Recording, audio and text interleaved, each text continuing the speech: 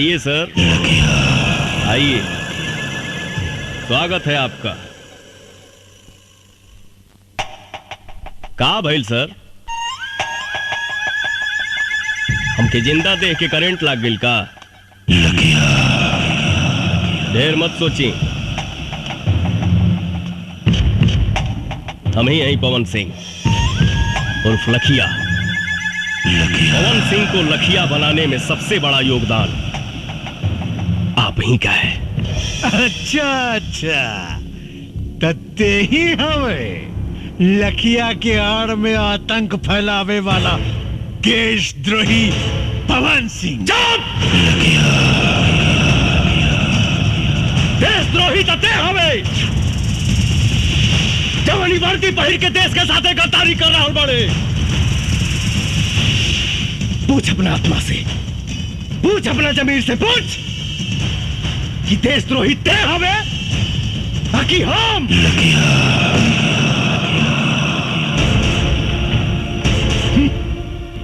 रस्सी जल गई मगर ऐठन ना गई। अगर तोरा भोला यादव के भड़ुआ गिरी ही करे के रहे तई वर्दी उतार के करते। पवन सिंह चिल्लाओ मत, वरना सारा कहानी 1 सेकंड में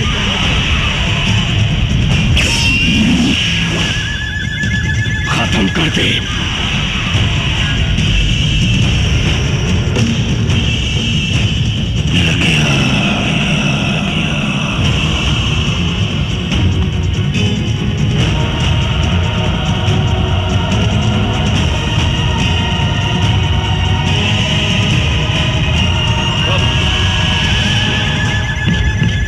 साला खाकी पहन के गांधी जी के अपमान कर रहा बड़े, और ये साला खाकी पहन के पुलिस का अपमान कर रहा बा। पवन सिंह, ये बंदर लेखा गुलाटी मारल बंद कर और अपना आदमी से कहा कि हथियार फेंक दे, नहीं तो तू सब लगन के मौत आज सुनिश्चित बा। हे दिया जी, है ये भाषणबाजी बंद कर और बाहर से फोर्स मंगाओ और खत्म कर, सारे के खत्म कर। खत्म तो हम तोड़ा के करब रे। तो संसद में बैठ के देश का सौदा कर रहा बा। रुक जा पवन सिंह, नहीं तो गोली मार दे। अरे तो मुंह का दिखाता रे, मार गोली मार। शेरनी के दूध पियले बानी, पवन सिंह के मारे ला करेजा चाहिए। भोला यादव के कुत्ता ओकर फेंकल रोटी खाए वाला साला हमरा के का गोली मारी।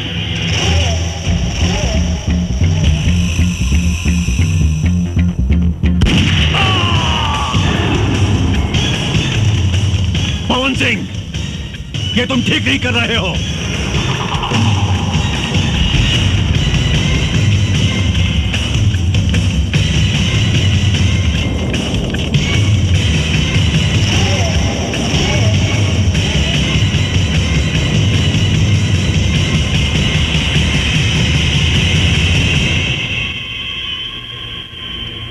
एसपी पवन साहब, आप ही लखिया हैं? हाँ, हम ही हैं लखिया। पर हमरा पर गोली चलावे से पहले अपना आत्मा से पूछ ली सभी कि जकरा पर वो असम्बली गोली चलावे जा रहल बानी ओका सचमुच के एक मुजरिम लखिया हो या वर्दी के इज्जत रखे वाला एसपी पवन सिंह। अगर मेरी बर्बादियों में ही तुम सबकी खुशी, तो एक ठोकर मार मुझे बर्बाद कर जा।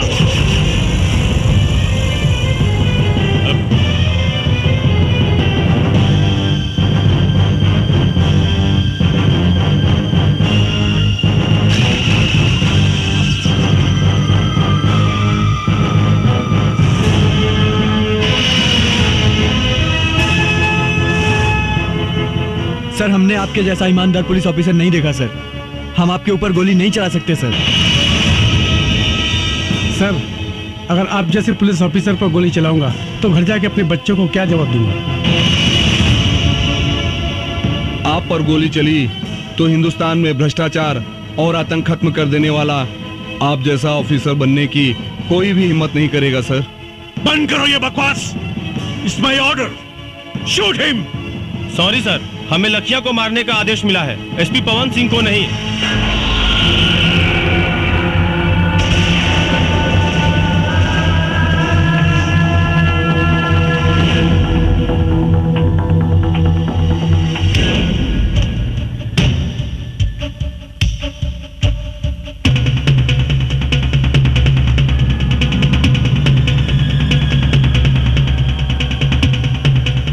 चाही तो एक साथ सारा मैगजीन तुम्हारा खोपड़ी में डाल दी।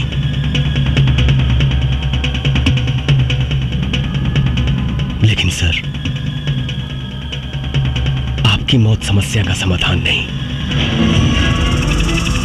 समस्या है भ्रष्टाचार, आतंक, और इसे हम पुलिस वाले ही खत्म करेंगे।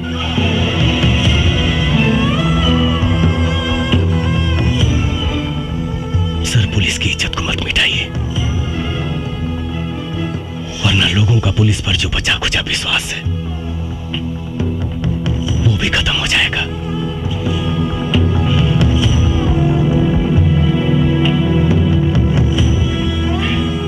आपकी आने वाली पीढ़ी थूकेगी आप पर। सर, मैं ही अकेला भारत मां का बेटा नहीं हूं, भी उसी मां की कोख से जन्म लिए हैं। फिर आपका खून काला कैसे हो गया सर? बचा लीजिए इस वर्दी की गरिमा को, प्लीज। बस बस, मुझे अब और शर्मिंदा मत करो। इस हरामजादे नेता के हराम की कमाई खा खा कर मेरी आंखों पर पट्टी पड़ गया था। आज तुमने मेरी आंखें खोल दी, मेरे ज़मीर को जगा दिया है तुमने। मेरा दिल आज तुम्हें सैल्यूट करने को कह रहा है। आज सैल्यूट यू। मैं भूल गया था कि मैं भी एक देश का सिपाही हूं। ऐसे भ्रष्ट नेता जो देश को खा खा कर बर्बाद कर रहे हैं, आखिर नुकसान तो हमारा ही है ना। पवन, मैं इस वर्दी की कसम खाकर कहता हूं कि चाहे अंजाम जो कुछ भी हो, आज के बाद सिर्फ और सिर्फ मैं इंसाफ के लिए लड़ूंगा। वाह वाह वाह वाह, आपस में बड़ा भाईचारा फूट रहा बा। ए डीआईजी, मत भूल, तोर औकात एक होमगार्ड के भी ना रहल। तोरा के डीआईजी हम बनौली हम। अगर हम तोरा के बना सकीला ना तो तोरा के मिटा भी सकीला। हमारा से गद्दारी तोरा के बहुत भारी पड़ी।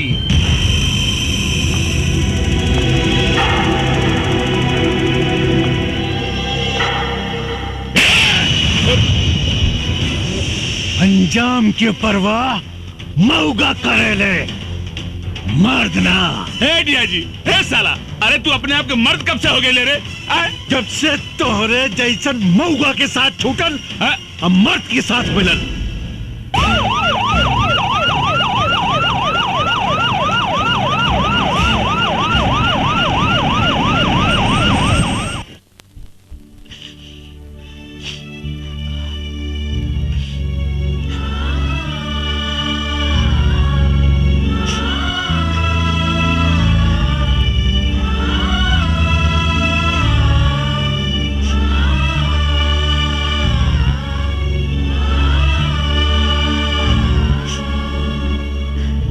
पवन सिंह के पता चलल कि वो कहाँ बाड़े? मैडम, हम साहब के बहुत ढूंढनी,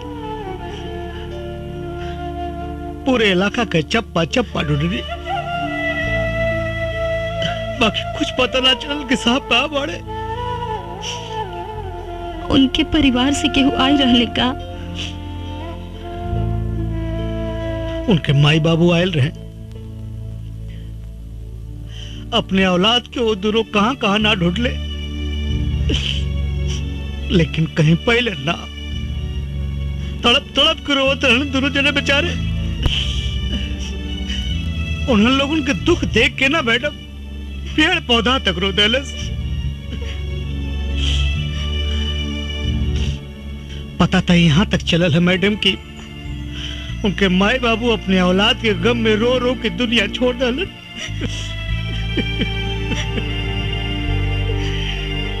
आखिर पवन सिंह गईले कहाँ?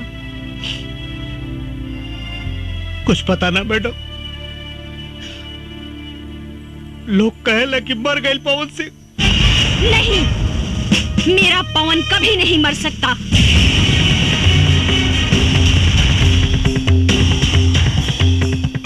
उसका विचार, उसका लक्ष्य आज भी जिंदा है। मैं पूरा करूंगी उसे। अपने पवन के सपनों को मैं पूरा करूंगी।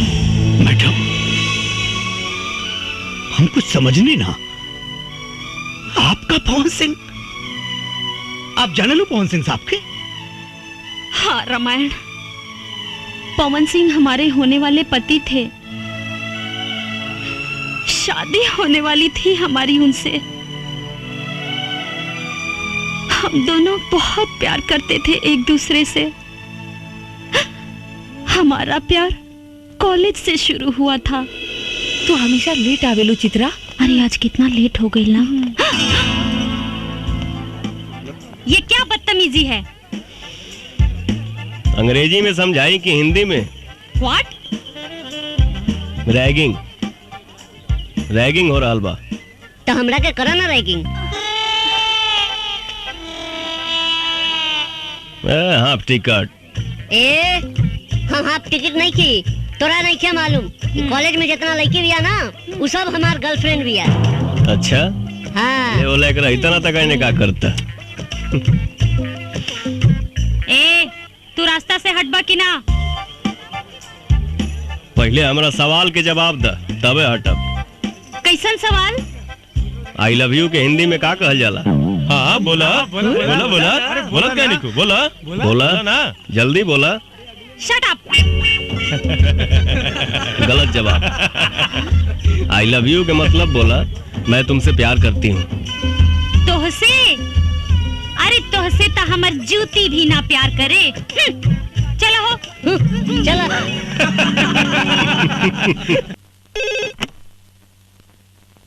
यस सर, गोविंदपुर थाना को नक्सलवादी लूट रहे हैं। आप जल्दी से जल्दी आइए सर, प्लीज।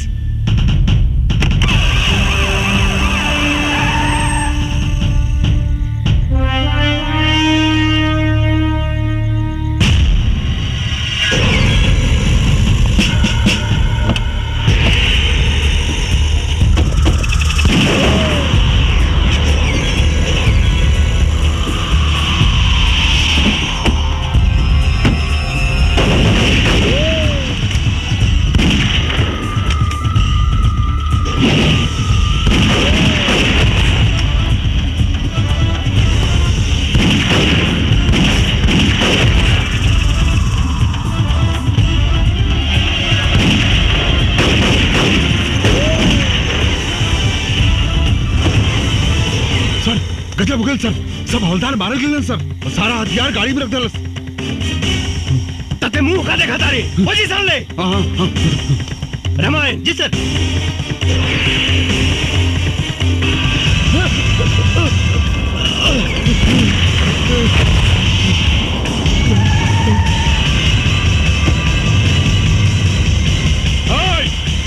ये सब क्या हो रहा बा?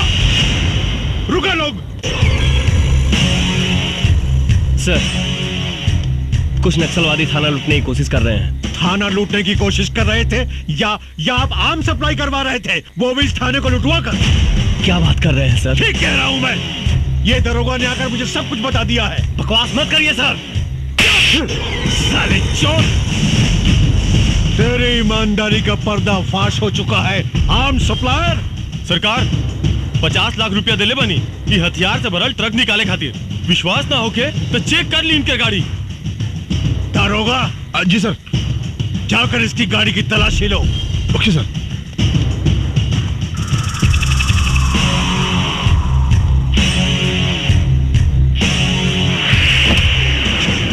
मिल गई बैग। सर ये देखिए, ये है बैग।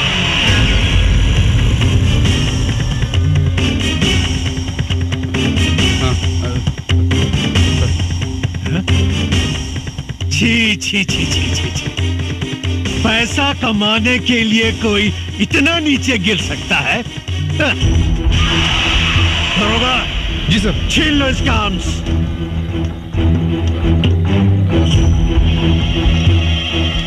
भमर जी। गिरफ्तार करो इस देशद्रोही को।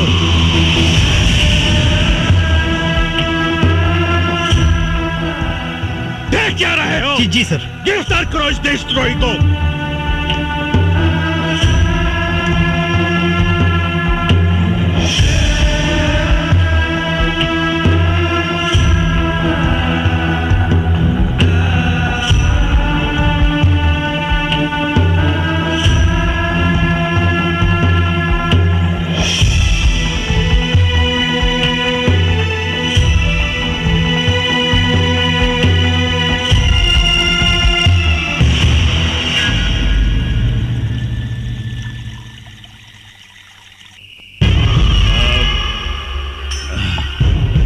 डीआईजी साहब, भाई आज हमारा करेजा के ठंडक मिलल, लेकिन हमारा आत्मा के शांति वो दिन मिली जौना दिन हम एसपी पवन सिंह के कुत्ता के मौत मारब, कुत्ता के।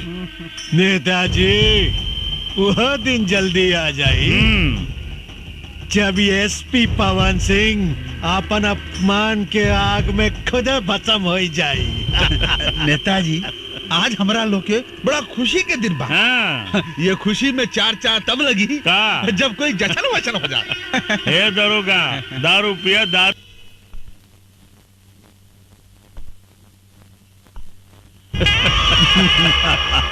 हे एसपी,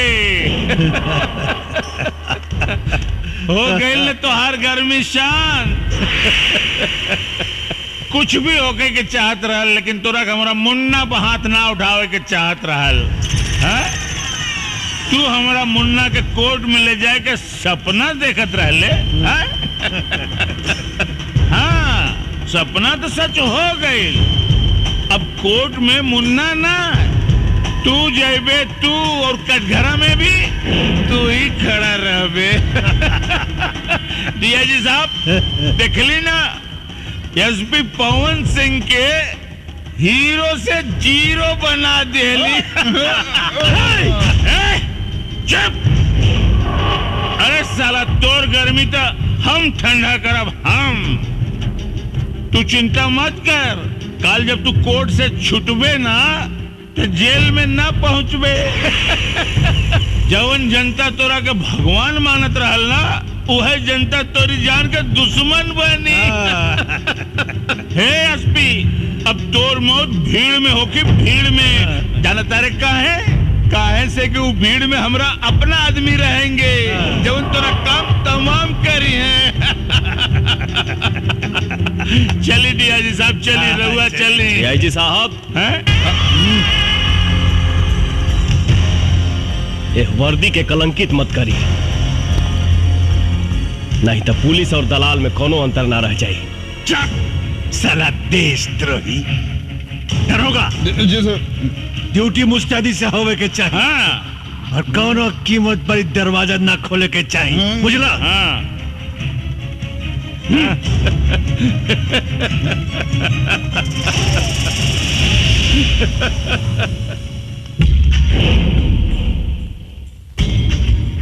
माननीय एसपी साहब, देखी ना पासा कैसे पलट गई।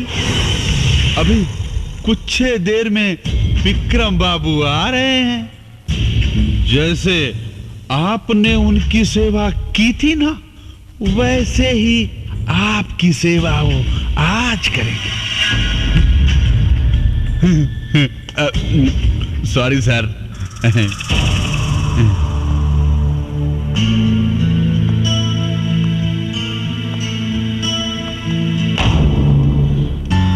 साहब,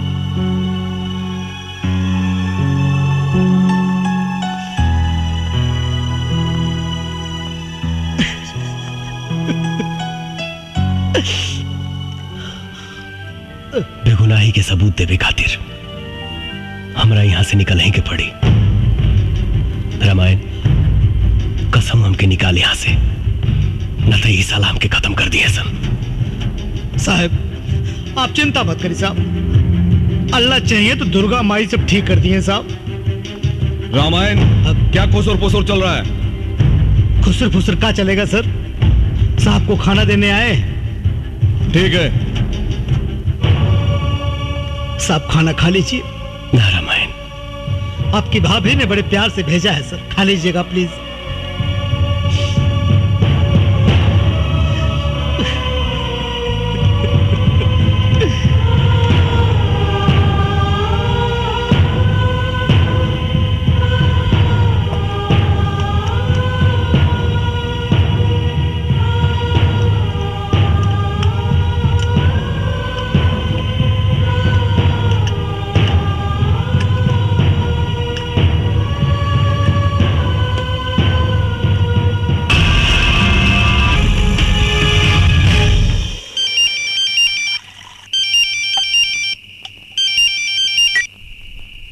हाँ बेटा विक्रम, अरे एसपी मर आ गई का? अरे मार मार के सारे का हाथ गोड़ तोड़ दी है, छोड़िए मत। अरे क्या मारी बाबूजी? अरे केकरा के मारी? उस साला एसपी तो ताला तोड़ के भागिल बा। भाग गई? हाँ बाबूजी। अरे पीछा कर सारे के, गोली मार दे, बचे के ना चाहिए। हम बढ़िया होता नहीं, हम बढ़िया होता नहीं। हाँ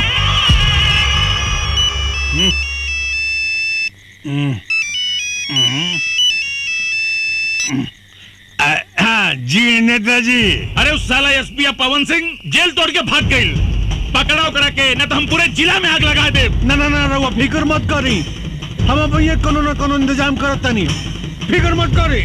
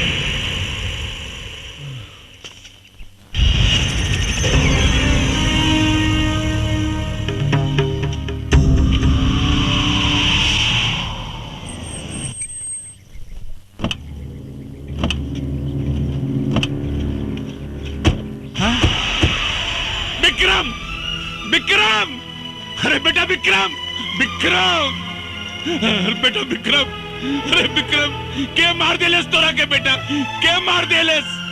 अरे देख विक्रम कोनो मार देलेस रे। अरे विक्रम, जे तोरा के मरले मुका सारे के छोड़ब ना, जान से मार दे सारे के। अरे हमार बेटवा के मार देलेस रे।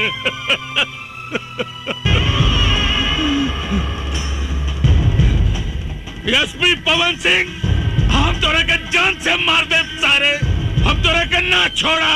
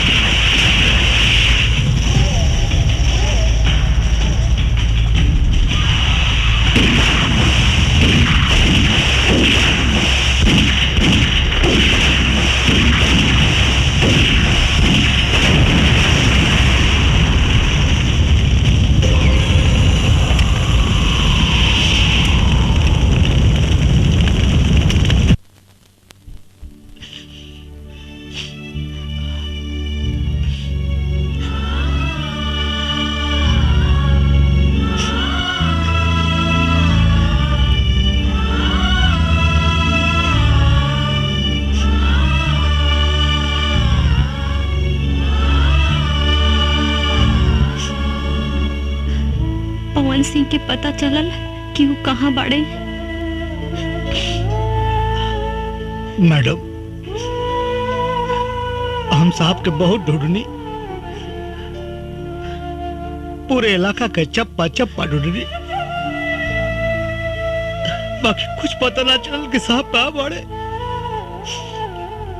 उनके परिवार से केहू आई रहले का? उनके माई बाबू आयल रहे, अपने औलाद के वो दोनों कहां कहां ना ढूंढ ले, लेकिन कहीं पहले ना। तड़प तड़प के रोते रहने दोनों जने बेचारे। उन लोगों के दुख देख के ना मैडम पेड़ पौधा तक रो देलस। पता था यहां तक चलल है मैडम कि उनके माए बाबू अपने औलाद के गम में रो रो के दुनिया छोड़ डालन।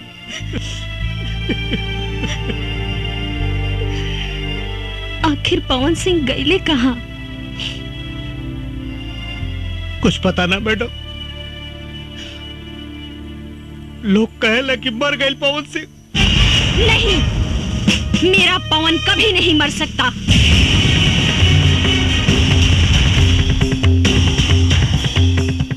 उसका विचार, उसका लक्ष्य आज भी जिंदा है। मैं पूरा करूंगी उसे। अपने पवन के सपनों को मैं पूरा करूंगी। मैडम, हम कुछ समझने ना। आपका पवन सिंह, आप जाने लो पवन सिंह साहब के? हाँ रामायण, पवन सिंह हमारे होने वाले पति थे। शादी होने वाली थी हमारी उनसे। हम दोनों बहुत प्यार करते थे एक दूसरे से। हमारा प्यार कॉलेज से शुरू हुआ था। तू हमेशा लेट आवेलू चित्रा। अरे आज कितना लेट हो गई ना। ये क्या बदतमीजी है? अंग्रेजी में समझाई कि हिंदी में? व्हाट? रैगिंग, रैगिंग हो रहा बा। तो हमरा के करा ना रैगिंग। Half ticket.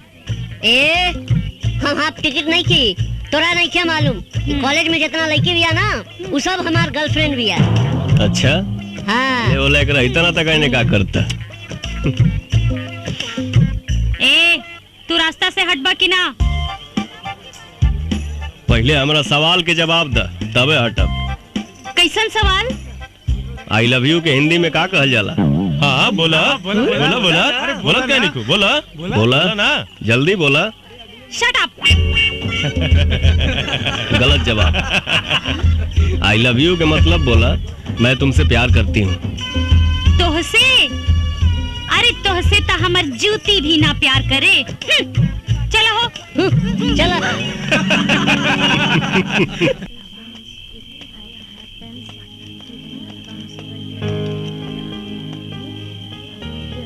का सोचा तारू चित्रा?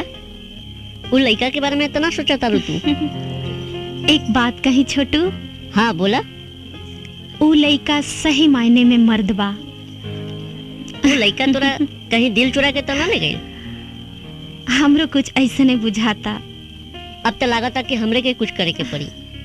तू चला हमरा साथे चला। कहाँ? चला ना सब बता नहीं चला।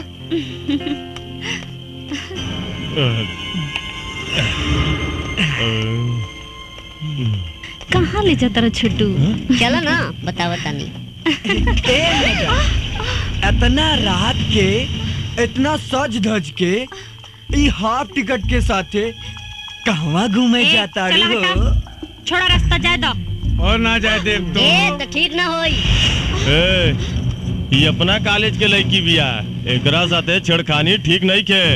ए मैडम अरे हम बानी नु घबराइया मत।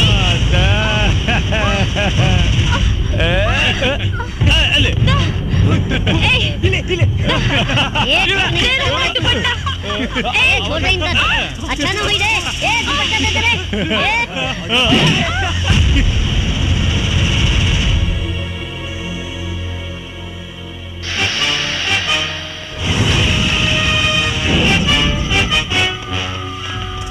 रुक।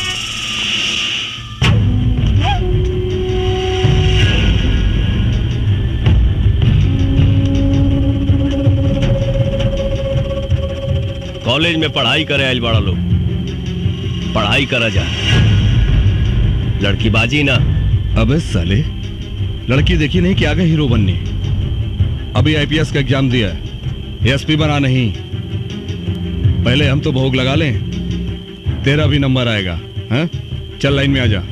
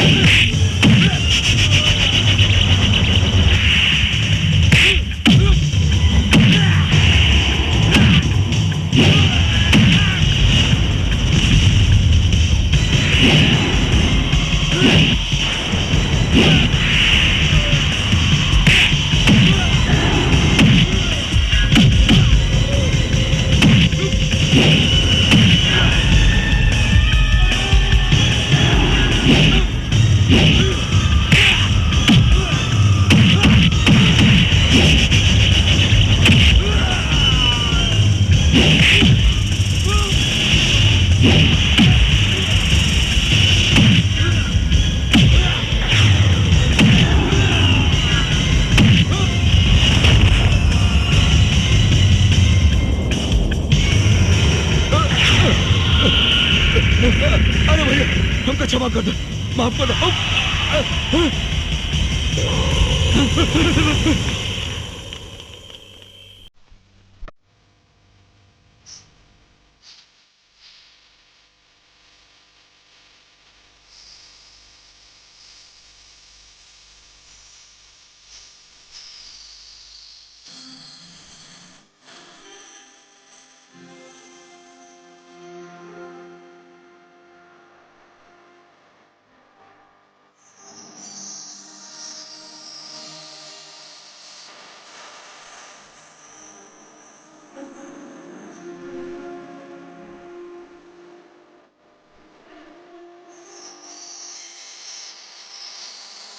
चित्रा जी हमार ट्रेनिंग तो पूरा हो गई अब तू अपन पढ़ाई पूरा करके वकील बन जा। हमरा तोहरा से शादी करे के बा। शादी कैला से पहले बाबूजी से बात करे के पड़ी। अच्छा जी, ठीक बा। बस तोहर पढ़ाई पूरा हो जाए और हम कुछ दिन चार्ज लेके अपन ड्यूटी संभाल ली।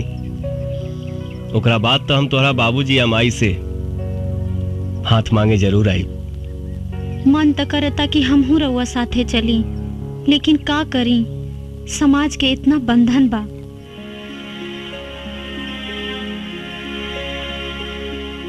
तन मन से हम तोहके अपन पत्नी मान चुकल बानी। सामाजिक बंधन के ता अंजाम दे वहीं के पड़ी। ड्यूटी पर अपन ध्यान दिहा और अपन खाइल पियल पर ध्यान रखिहा और रोज सुबह शाम हमरा के एगो फोन जरूर कर लिहा। ठीक बा। I love you. I love you too. मेरे पवन को दर दर भटकने पे मजबूर करने वाले लोगों को तड़पा तड़पा के मारूंगी। उसके अधूरे सपने को मैं पूरा करूंगी। एगो बात बतावा रामायण जी। लखिया के कोनो तस्वीर बा का? ना मैडम, आज ले लखिया की कोई सूरत नहीं के देखलस। मैडम वो तो गरीबन का मसीहा हो, चोरी छिपे हर गरीबन का मदद करेला। और मैडम एक बात हो, आज ले ओकरे बंदूक का गोले की निर्दोष के ना लागल, वो वही कमरलस जे मरे का हकदार रहल। कुछ भी हो, न्याय अन्याय कोई कानून के काम हो, लखिया के ना। अब हम अपन जंग वो कमीना लखिया के मौत से शुरू करब, मौत से।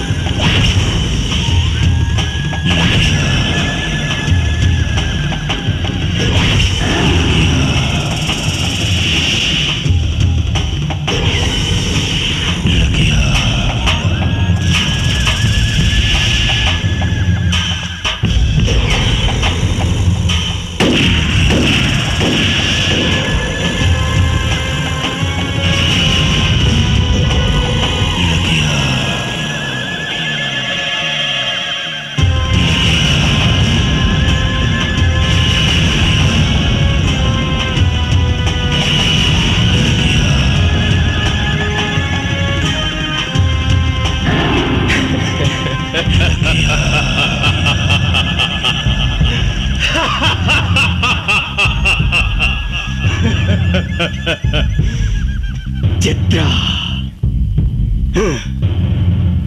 ये कौन चित्रा है रे? एक चित्रा वो थी जो मेरी जान थी, और ये दूसरी चित्रा कौन है जो मेरी जान की दुश्मन बनी हुई है?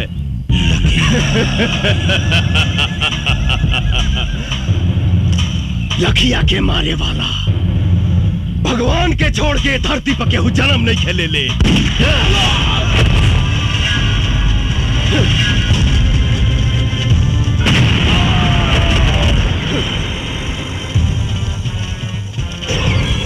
पुलिस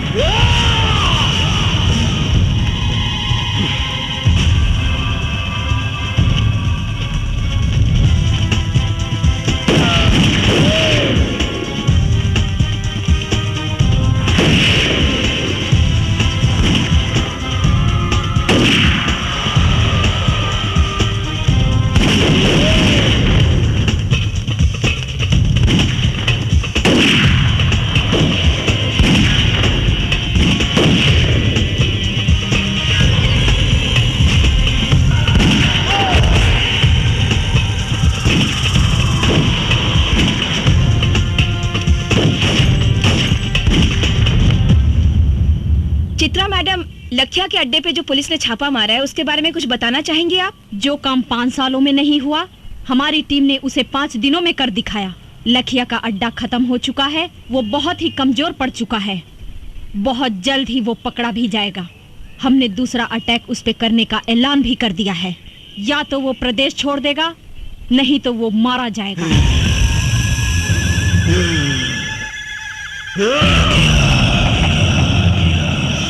मरेगा, सब मरेगा।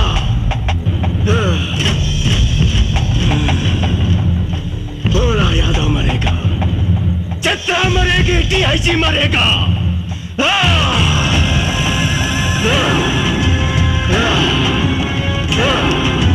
24 घंटा के अंदर मुझे जितना चाहिए।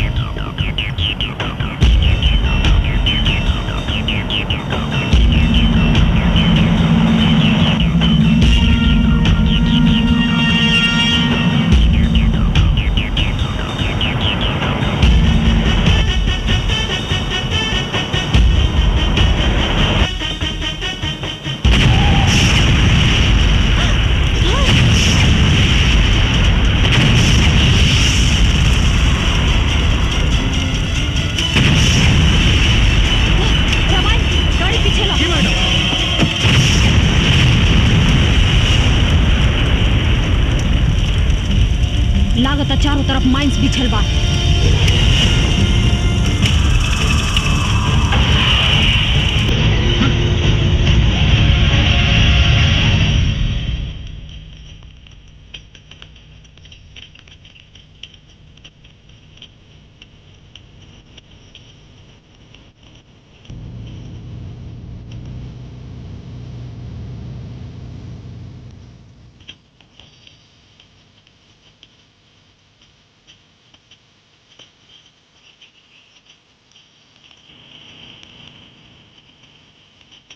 भैया, इली राउंड शिकार आ गई।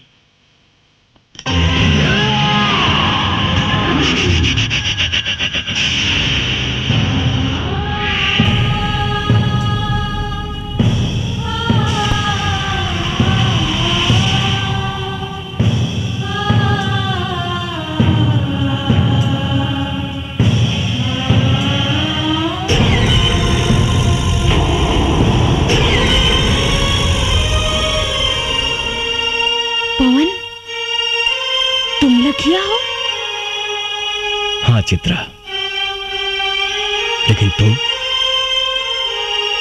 तुमने वर्दी कब पहन ली? हमरा ना मालूम रहे कि तोहरा से मुलाकात हुई ओहो ऐसन मोड़ पे। का करी चित्रा, IPS पवन सिंह।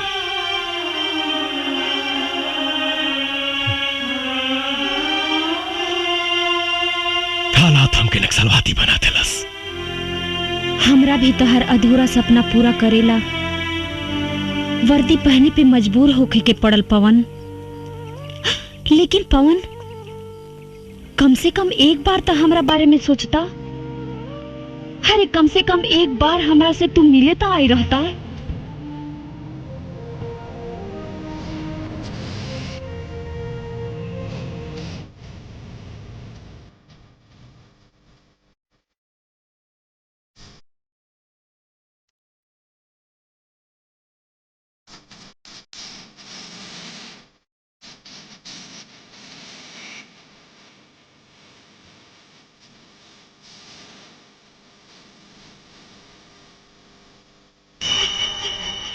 सीधी चित्रा, अपना माथा पर कलम के टीका लगा के अपना चित्रा पे तो भरोसा रखती आप। उदास भी बा।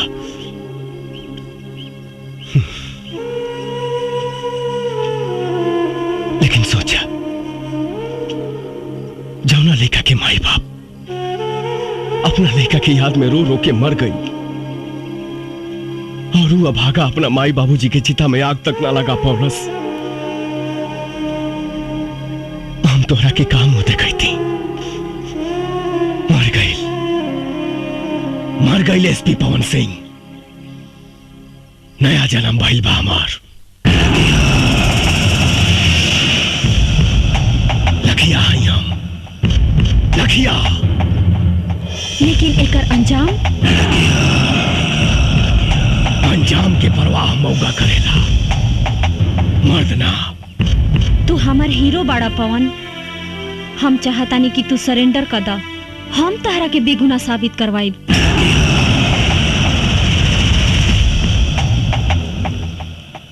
कुछ ना करवाई वो तुम। कानून सजा दिलाई तहार दुश्मन भोला यादव के। कानून? कौना कानून के बात करता रू? कानून के भोला यादव रंडी बना के रख ले बा। अरे जौना देश में प्रधानमंत्री के हत्यारा के 12 साल बाद सजा मिलल, वो कानून के बात करता रू? संसद पे आक्रमण करे वाला के दामाद के तरह बैठा के सेवा कई जाता। कसाब जैसन हत्यारा के सुरक्षा में करोड़ों रुपया खर्च हो गई बा। वो कानून का सजा दी भोला यादव के? हमरा तोहरा कानून पे भरोसा नहीं खे। बहुत जल्द भोला यादव जेल के अंदर हुई पवन। तू हमरा ऊपर भरोसा रखा। तू ना समझ पाड़ू चित्रा। हिंदुस्तान के जेल अपराधियन खातिर कोनो 5 स्टार होटल से कम नहीं के। शायद तोहरा मालूम नहीं के, इस देश में 25,000 ऐसे अपराधी हैं जो जेल के अंदर से अपना कारोबार चलाते हैं। 2500 अपराधी जेल के अंदर से किसी न किसी मंत्री या सांसद के लिए काम करते हैं। 250 अपराधी जेल के अंदर से चुनाव लड़ते हैं और 25 ऐसे अपराधी हैं जो जेल के अंदर से सरकार चलाते हैं। लेकिन पवन, जिस राह पे तुम चल रहे हो उससे भी तो तुम्हारी बेगुनाही साबित नहीं होगी। इसकी चिंता कहां थी पहले? अब तुम मिल गए बड़ू तो सोचब। अगर तू चाहता रू कि हम अपने आप के सरेंडर कर दी तो हमके 48 घंटा के समय था। हम वादा करते नहीं कि अपने आप के कानून के हवाले कर दे। लेकिन भोला यादव के खत्म करके। ठीक बा पवन, बाकी जाए से पहले तू हमार मांग भर दा।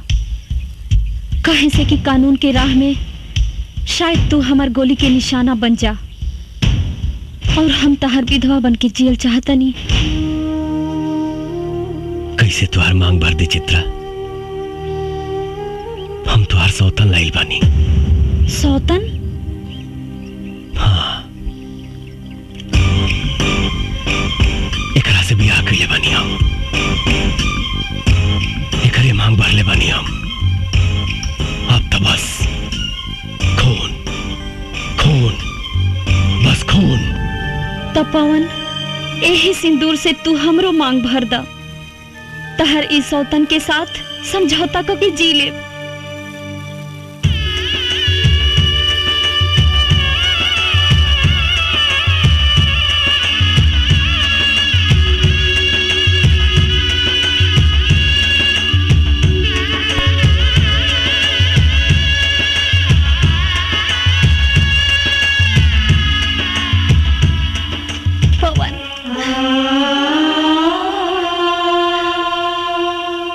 एसपी चित्रा, आप जहाँ कहीं भी हो हमें सिग्नल दें। पुलिस चारों तरफ से जंगल को घेर चुकी है। आप हमें सुन रही है तो सिग्नल दीजिए। बहुत देर से देखत बानी तोहन का प्रेम लीला। अब पुलिस आ गई बा। तोहन के कहानी खत्म।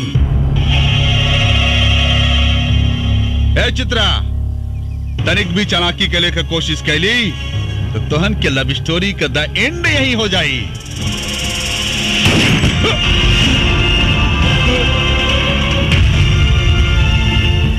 रामायण साला दोगला पुलिस वाले को गोली चलाता है।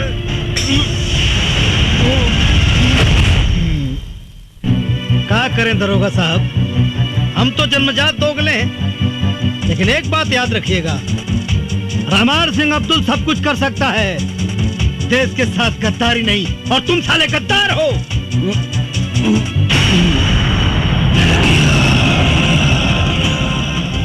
राजपूत के वादा बा 48 घंटा में मिला।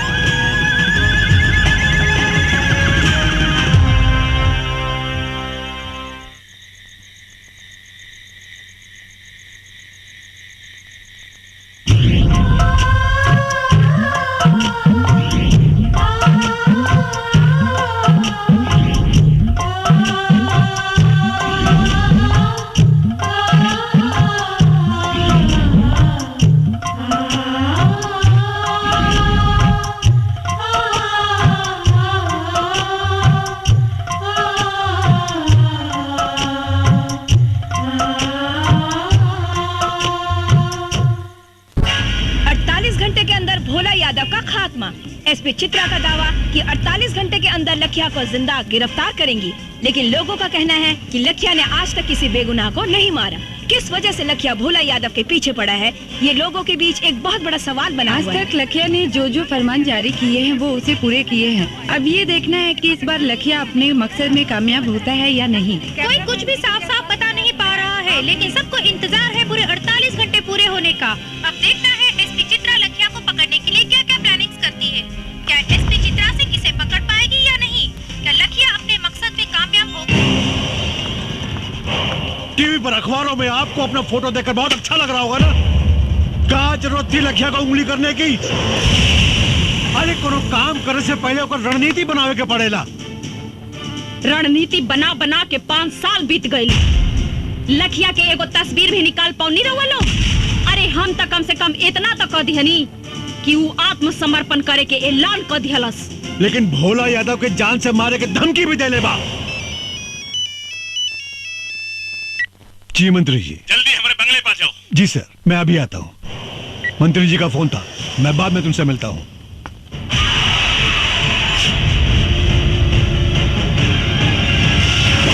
नेताजी शहर के पूरे दीवार पर लिखा गईल बा और पर्चा भी बटा गईल बा। 48 घंटा के अंदर लखिया रउआ के खत्म कर दी और फिर पुलिस में आत्मसमर्पण करी। हमारा बहुत डर लागत बा। घंटा उखाड़ी लखिया साला हमार। अरे उस साला के तो हम ऊ हाल करब कि जिंदगी में कभी सोचले भी ना होई। ओकर सारे का हाथ पैर काट के ओकरे पछवाड़े में बांस घुसेड़ दे। ओकर सारे के जियल मुहाल हो जाई।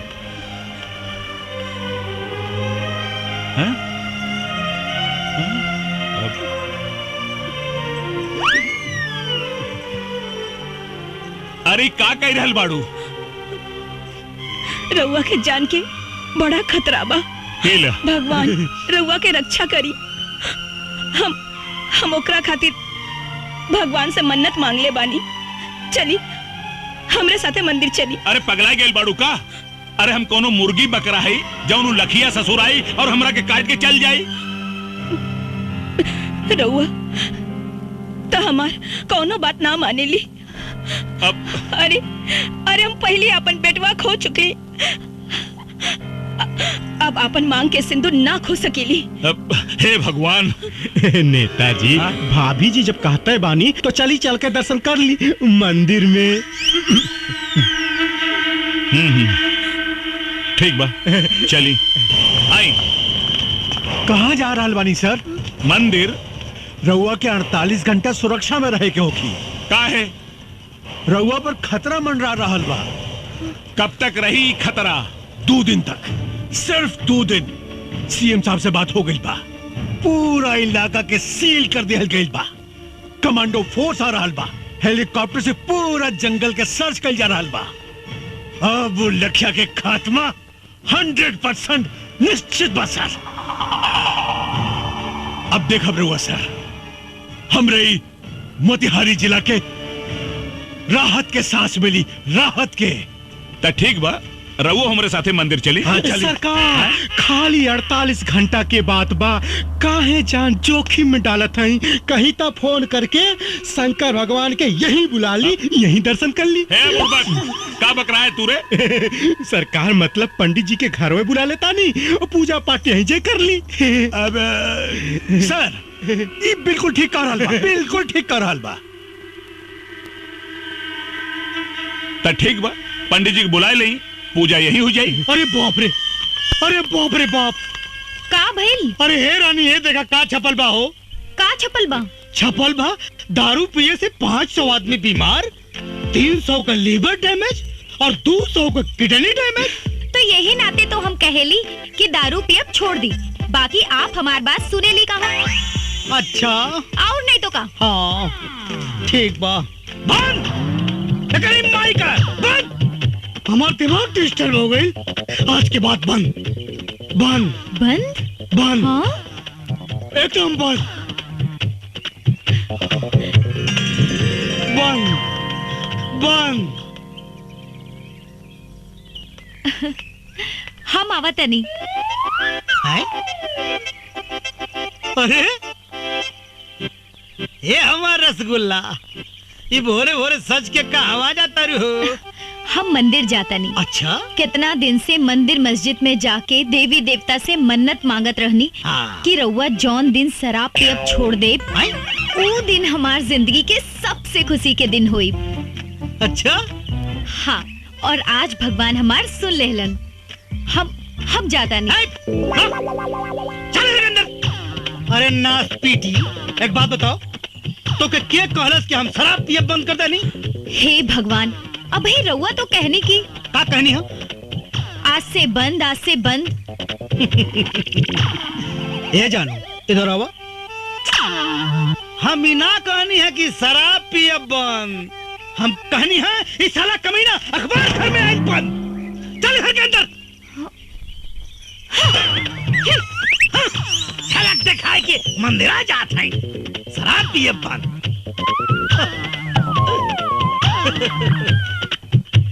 जियल अगर जरूरी बा तो पियल बहुत जरूरी बा।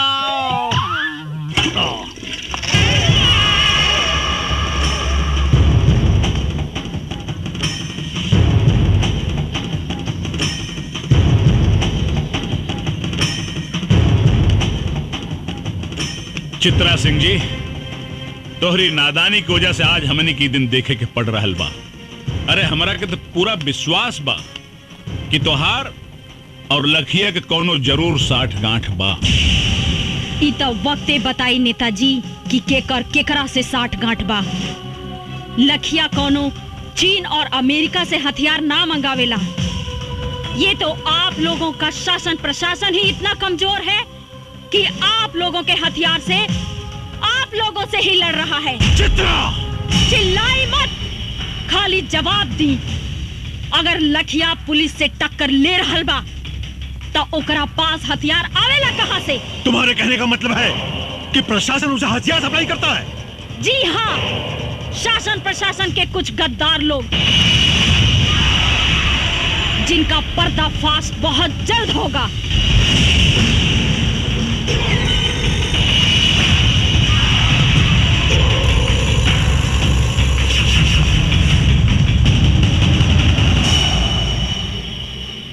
बियाजी साहब, यह औरत बहुत खतरनाक साबित हो सकेले। एकरा के कुछ करे के पड़ी। सर आप चिंता मत करी, एक करता हम वो हाल करब कि केहो के जिंदगी भर मुंह दिखाए लायक न रह जाए।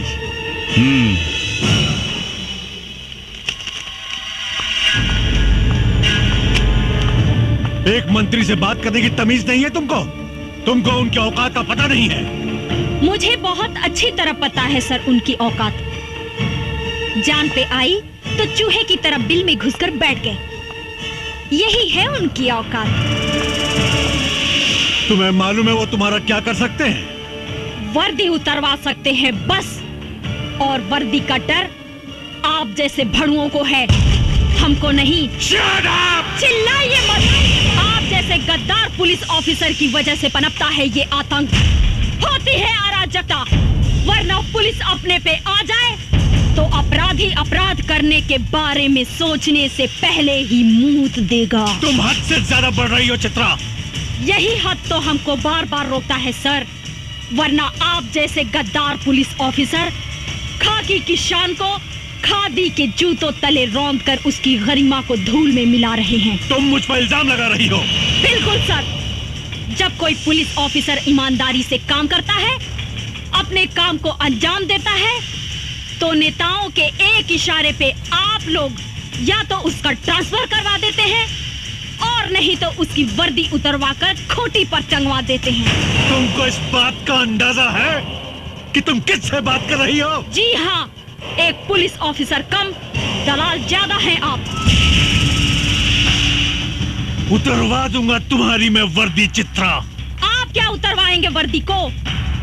अरे भाड़ में जाए ऐसी वर्दी जिसे पहनकर घुटन महसूस होती हो। इंतजार कीजिए, 48 घंटे में ये वर्दी आपके सामने होगी। लेकिन इसी 48 घंटे में मैं आपको दिखाऊंगी कि वर्दी की ताकत क्या होती है। लखिया को जिंदा मैं पकड़ कर लाऊंगी, ये मेरा वादा है। असली बाप के औलाद हैं तो भोला यादव को बचा कर दिखाओ।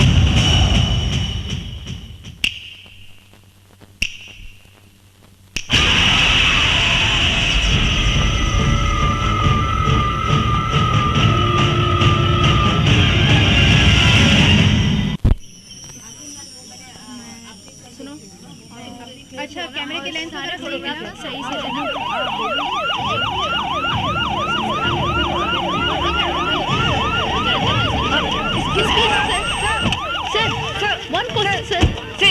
साहब, आप भोला यादव की सुरक्षा के लिए क्या व्यवस्था किए हैं? भोला यादव की सुरक्षा पूरी तरह से हो रही है। परिंदा पर भी नहीं मार सकता। लेकिन कब तक? बहुत जल्द हम लखिया को जड़ से खत्म कर देंगे। हमारी पूरी पुलिस फोर्स लखिया को युद्ध स्तर पर ढूंढ रही है। आप लोग चिंता मत कीजिए, बहुत जल्द हम आप लोगों को एक गुड न्यूज देने वाले हैं। लखिया का खात्मा तो होकर रहेगा, मैं उसे खत्म कर दूंगा। एक्सक्यूज मी सर। एसपी चित्रा सिंह जी, कहाँ बा लखिया? लखिया तो जंगल में छिपल बा, फिर तू यहाँ का कर रहल बाड़ू है? बतावे आइल बनी कि मुस्तैद रहिया, बड़ा ही खतरनाक खिलाड़ी बा लखिया। आंख से सुरमा निकाल लेवेला और आंख के पता भी ना चलेला। लखिया के खाल खिंचवा के ओकरा में भूसा भरवा दे। तू हमरा के चीन्हे लो ना। ये तो वक्ते बताई कि केकरा के खाल खिंचवाई। तहरा बात में तो लखिया के प्रति बड़ा हमदर्दी दिखाई देता है।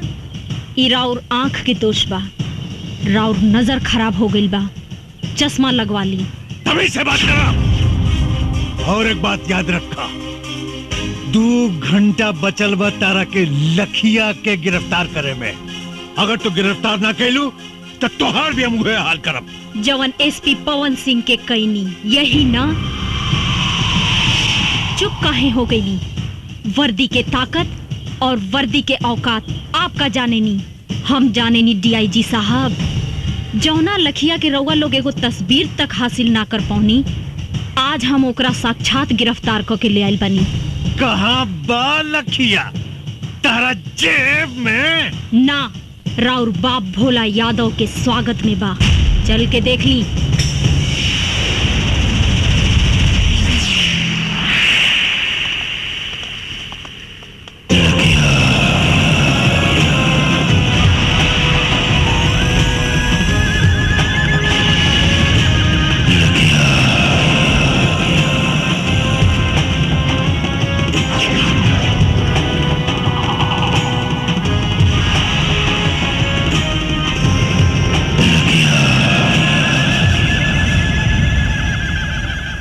आइए सर, आइए, स्वागत है आपका।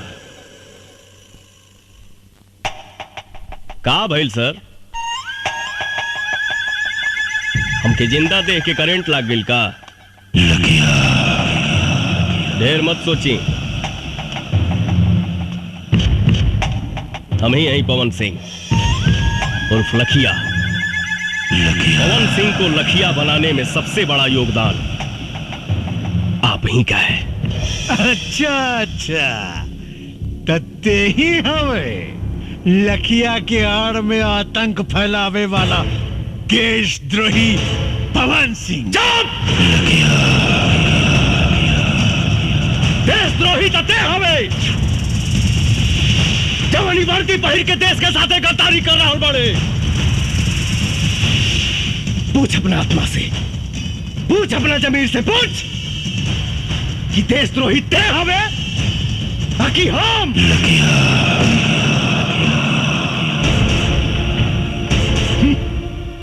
रस्सी जल गई मगर ऐठन ना गई। अगर तोरा भोला यादव के भड़ुआ गिरी ही करे के रहे तई वर्दी उतार के करते। पवन सिंह चिल्लाओ मत, वरना सारा कहानी 1 सेकंड में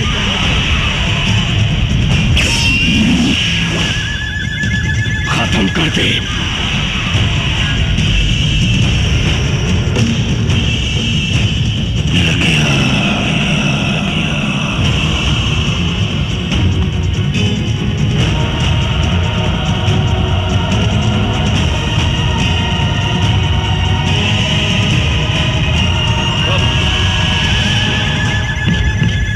साला खाकी पहिर के गांधी जी के अपमान कर रहा बड़े, और ये साला खाकी पहिर के पुलिस के अपमान कर रहा बा। पवन सिंह ये बंदर लेखा गुलाटी मारल बंद कर और अपना आदमी से क्या कि हथियार फेंक दे, नहीं तो तू सब लगन के मौत आज सुनिश्चित बा। हे डीआईजी, हे ये भाषणबाजी बंद कर और बाहर से फोर्स मंगाओ और खत्म कर सारे के, खत्म कर। खत्म तो हम तोड़ा के करब रे। तो संसद में बैठ के देश के सौदा कर रहा हूं। रुक जा पवन सिंह, नहीं तो गोली मार दे। अरे तो मुंह का दिखाता है, मार गोली मार। शेरनी के दूध पियले बानी, पवन सिंह के मारे ला करेजा चाहिए। भोला यादव के कुत्ता ऊपर फेंकल रोटी खाए वाला साला हमरा के का गोली मारी।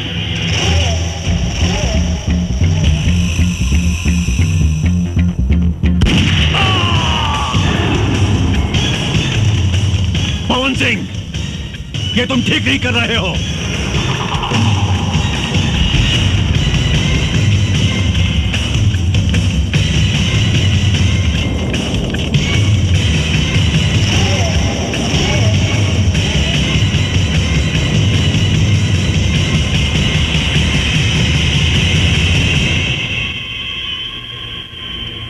एसपी पवन साहब, आप ही लखिया हैं? हाँ, हम ही हैं लखिया। पर हमरा पर गोली चलावे से पहले अपना आत्मा से पूछ ली सभे कि जकरा पर वो असम्बली गोली चलावे जा रहल बानी ओका सचमुच के एक मुजरिम लखिया हो या वर्दी के इज्जत रखे वाला एसपी पवन सिंह। अगर मेरी बर्बादियों में ही तुम सबकी खुशी, तो एक ठोकर मार मुझे बर्बाद कर जा।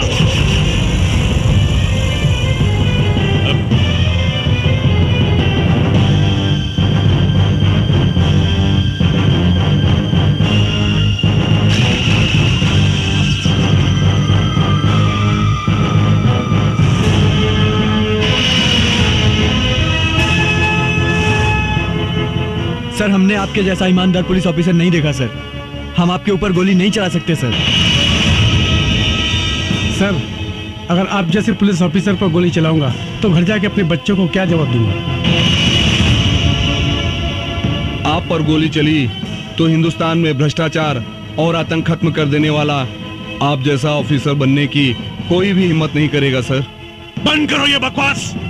It's my order, shoot him. Sorry sir, हमें लखिया को मारने का आदेश मिला है, एसपी पवन सिंह को नहीं।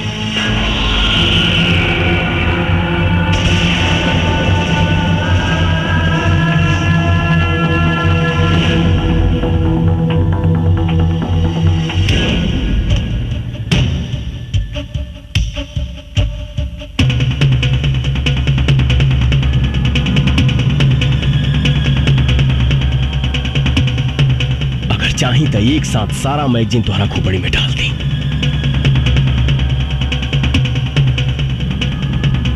लेकिन सर,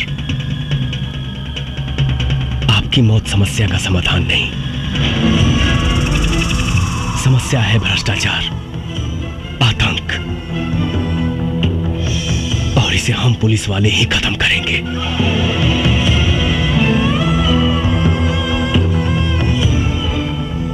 सर, पुलिस की इज्जत को मत मिटाइए, वरना लोगों का पुलिस पर जो बचा खुचा विश्वास है वो भी खत्म हो जाएगा।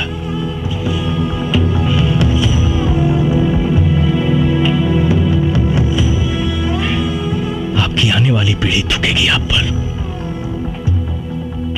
सर,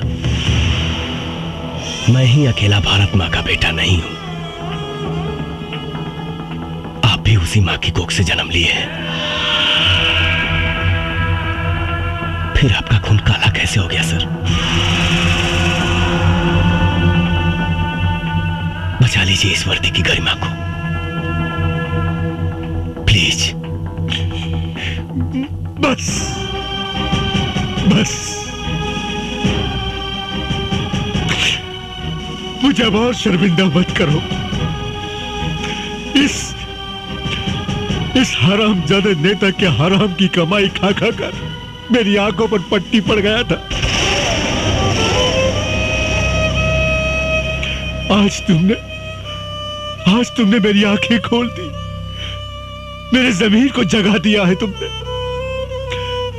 मेरा दिल आज तुम्हें सैल्यूट करने को कह रहा है। आज सैल्यूट यू। मैं भूल गया था कि मैं भी एक देश का सिपाही हूं।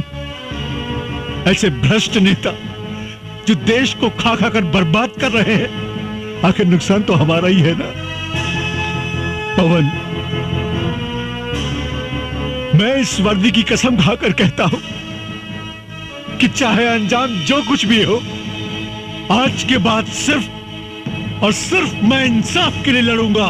वाह वाह वाह वाह, आपस में बड़ा भाईचारा फूट रहा बा।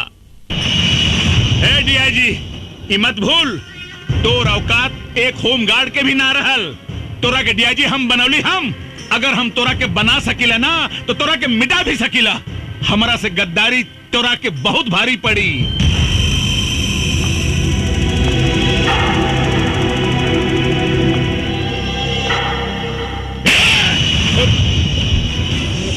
अंजाम की परवाह मऊगा करेले, मर्द ना। डीआईजी, साला, अरे तू अपने आप के मर्द कब से हो गए ले रे? जब से तोहरे जैसन मऊगा के साथ छूटल, अब मर्द के साथ मिलल।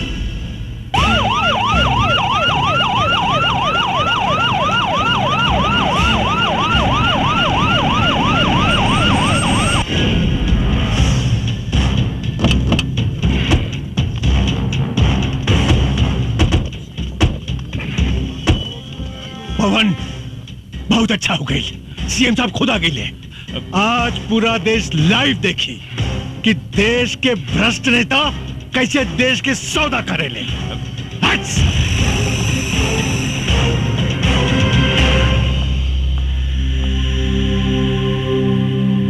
ये क्या हो रहा है डीआईजी? भोला यादव सुरक्षित तो हैं? जी सर, भोला यादव बिल्कुल सुरक्षित है, लेकिन लखिया ने उन्हें अपने कब्जे में ले लिया है। और एक बात सर, जिसे सुनकर आप सब लोगों को आश्चर्य होगा, लखिया और कोई नहीं, एसपी पवन सिंह ही है। क्या बकवास कर रहे हो?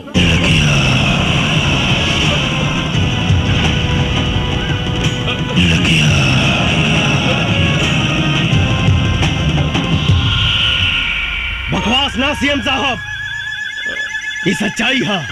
जी हाँ सर, भोला यादव के कहने पर ही मैंने थाना लुटवाने का नाटक किया। पवन सिंह की गाड़ी में मैंने ही पैसे रखवाए। पवन सिंह निर्दोष है सर, बल्कि सच्चाई तो यह है कि इन सारे गुनाहों की जड़ ये भोला यादव है। सारे घर कहानी तो हम कब के खत्म कर दिले रहती, लेकिन हम के वो दिन के इंतजार रहे कि अगर सच्चाई पूरा देश देखे। पर नक्सल बनकर तुमने जो अपराध किया है उसका क्या? नक्सलवाद समाज की पैदावार नहीं है सर, राजनीति की पैदावार है। और ये भोला यादव इस प्रदेश का सबसे बड़ा हथियार माफिया है। मेरे पास हथियार आया कहां से? 5 साल तक लड़ाई लड़ता रहा, सिर्फ यहां के नेताओं से हथियार खरीद कर।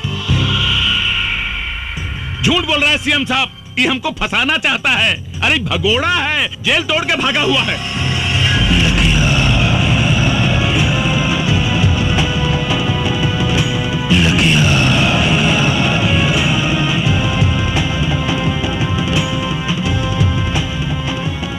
तोरा झूठ और सच के फैसला था अभी। सीटी करी लो रामायण। पवन, तुम अपने आप को कानून के हवाले कर दो और भोला यादव को छोड़ दो। मैं तुम्हें पूरा विश्वास दिलाता हूं, कानून तुम्हारे साथ इंसाफ जरूर करेगा। कानून भोला यादव के घर में झाड़ू लगावेला सर। कानून का सजा दे ये कि जिस भोला यादव की आप बात कर रहे हैं, आज से 25 साल पहले चाय की दुकान पे चाय बनाता था। एक हत्या के जुर्म में अंदर गया, बाहर आते ही प्रधान बना, ब्लॉक प्रमुख बना, विधायक बना और देखते ही देखते सांसद बन गया। कौन जानता है, हो सकता है कल को सीएम बने, परसों प्रधानमंत्री। क्या इस देश को हत्यारे चलाएंगे सर? सरकार ने इसको 1 लाख की सैलरी और 1 बंगला दिया है, लेकिन इसके पास 500 करोड़ की प्रॉपर्टी कहां से आई, किसी ने जानने की कोशिश की? नहीं। क्यों? सर, सच्चाई तो यह है कि इस देश को खतरा पाकिस्तान से नहीं, इस देश को खतरा चीन और जापान से नहीं, इस देश को खतरा है तो सिर्फ और सिर्फ यहाँ के नेताओं से है।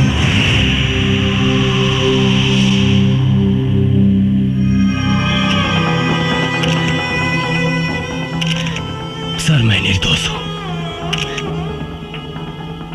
कचरा साफ करने आया था, लेकिन इन लोगों ने मुझे मजबूत करने के बजाय मेरा हाथ ही काट दिया। बचा लीजिए सर, इस देश को अंधकार की ओर जाने से बचा लीजिए।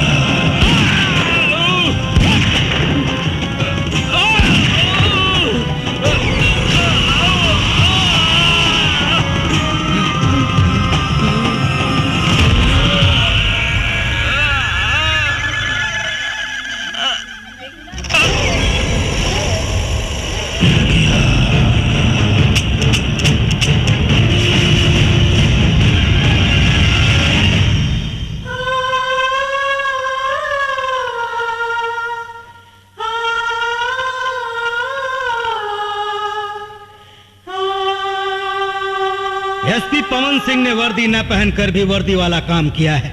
उन्होंने जो कुछ भी किया वो देश और समाज के हित में था। इसलिए अदालत एसपी पवन सिंह की वर्दी ससम्मान वापस करने का हुक्म देती है। इस देश को ऐसे सच्चे और ईमानदार पुलिस ऑफिसर की सख्त जरूरत है।